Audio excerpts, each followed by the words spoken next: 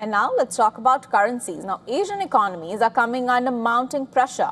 From India to Indonesia to the Philippines, they're now battling a dangerous mix of rising fuel costs, capital outflows, and slowing growth.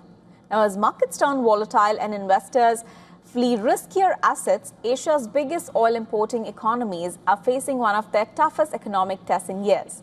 Take a look at this report for more. Asian economies are facing growing pressure from the global energy supply shock. The closure of the Strait of Hormuz has sharply raised fuel prices and rattled financial markets.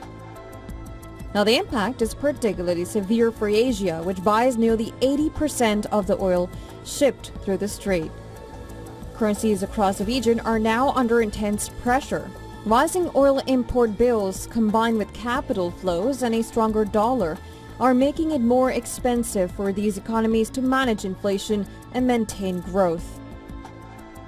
India, Indonesia, and the Philippines have emerged as some of the most vulnerable economies, and this is because they rely heavily on imported oil and are simultaneously facing foreign investor outflows. Policymakers are now taking emergency measures to stabilize markets and prevent further currency weakness.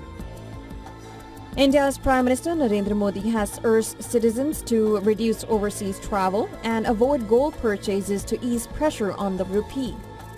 The report suggests the Reserve Bank of India may be spending nearly $1 billion a day in the currency market to slow the rupee's decline. The longer the situation remains of elevated crude oil prices, bad for the market and bad for the Indian economy. And that's the reason that still it is above $100 mark. And all our assumption regarding our economic growth, corporate profit growth, corporate top line growth were based on the crude oil remaining between $65 and $70. Now that is obviously not happening, and now this is the third month where the crude oil prices are at an elevated level. That will have a negative impact on our economy and our corporate earning. Indonesia has already responded with a surprise 50 basis point interest rate hike and tighter controls on commodity export earnings.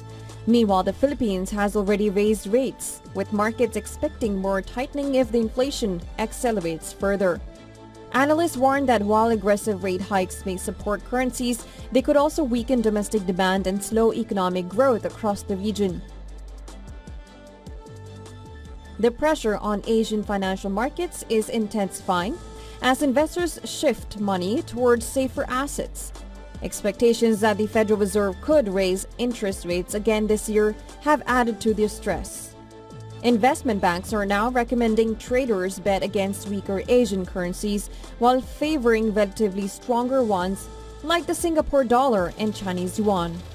With no clear end to the Iran conflict, markets expect volatility across Asia to remain elevated in the weeks ahead.